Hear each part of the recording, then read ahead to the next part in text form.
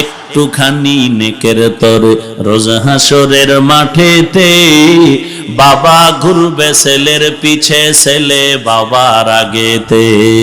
আহাতে মন কঠিন দিনেতে নামাজ তোমায় ভুলবে না, ঠিক মতো পড়িলে নামাজ জান্নাত তোমার ঠিকানা। ঘুমের চেয়ে নামাজ ভালো আর তুমি ঘুমাইও না, ঠিক মতো পড়িলে নামাজ জান্নাত তোমার ঠিকানা। আমার প্রাণের ভাই বোনেরা জলদি করে উঠে যাও, ওযু করে তাড়াতাড়ি নামাজ পড়তে লেগে যাও। আহা নবী বেনামাজির শাফাআত করিবেন না, ঠিক মতো পড়িলে নামাজ জান্নাত তোমার ঠিকানা। ঘুমের চেয়ে নামাজ ভালো আর তুমি ঘুমাইও না, ঠিক মতো পড়িলে নামাজ জান্নাত তোমার ঠিকানা।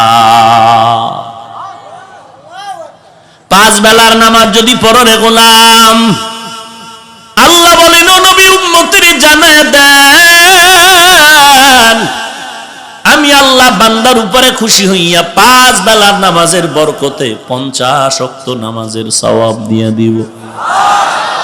আপনার উম্মতের জানায় দেন এশার নামাজ যদি কেউ জামাতে পড়ে ঘুমায়, আবার ঘুম থেকে উঠে যদি ফজরের নামাজ আদায় করতে পারে, ঘুমাইয়া যেই সময়টা কাটাইলি ওই সময়টাও নেকের পাল্লায় ওজন দেওয়া হবে। মাকুন সুসুতি নামাজে পাঞ্জে গানা, ফাওয়াইলুল লিল মুসাল্লিনাল্লাযিনা মুমিনারা ইনামাজে ইমদাদে দা ইস্তাইনু আয়াতে কুরআন ওয়াখা আয়াতে কদ আফলাহারা ইয়াদিকুন গৌর কুন্দর মানিয়াজদের সাদিকুন। আল্লাহ তাআলার নবীর উপরে কোরআন নাজিল হলো 40 বছরের পরে। দীর্ঘ 40 বছর নবী কি করলেন বলে, বাইতুল্লাহ থেকে একটু দূরে একটা পাহাড় আছে, হেরা পাহাড়, হেরা গুহা, গারে সৌর। নবী ওখানে গিয়া পাথরের পথ পেরিয়ে জঙ্গল পেরিয়ে গিয়া আমার নবী ওখানে বাইতুল্লাহর দিকে ফিরে ফিরে আল্লাহর ধ্যানে সময় কাটাতেন। একদিন, দুদিন, 3 দিন, 1 সপ্তাহ নবী আসেন না। আম্মা জান খাদিজাতুল কুবরা রাদিয়াল্লাহু তাআলা আনহা, নবীর মুহাব্বত।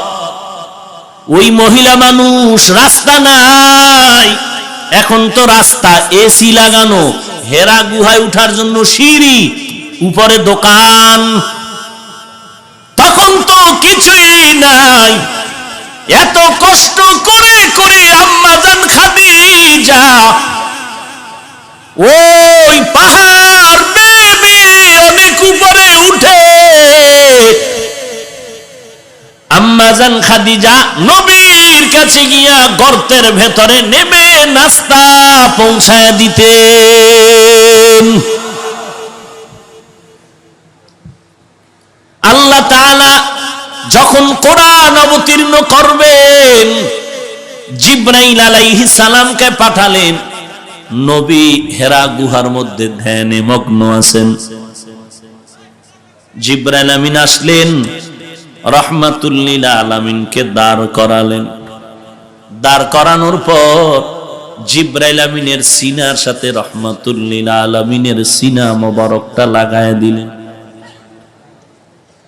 সিনা মোবারকটা, এই যে গজবের মোবাইল, এত কচু দিলাম, এই সারা বাংলাদেশে আমার মতো এই মোবাইল নিয়ে আর কে বলে?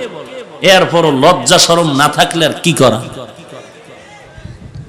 এজন্যই তো নবী বলেন লা ঈমান আলিমান লা হায়া আলা, যার হায়া নাই তার লজ্জা, তার ঈমান। ল্যাংটা হলেও বলে 50% ইজ্জত এখনো রিজার্ভ। কেমন বেহায়া! আমেরিকার ডব্লিউ বুশ জুতার বাড়ি খাইলো, সাংবাদিক জিজ্ঞাসা করলো কাইফা হাল, জুতা খাওয়ার পরে কেমন লাগলো? বেহায়া ডাক দিয়া বলে ডোন্ট মাইন্ড। কত বড় বেহায়া হইলে বলে জুতা খাইছি যে কিচ্ছু মনে করিনি, এটা আমার গণতান্ত্রিক অধিকার।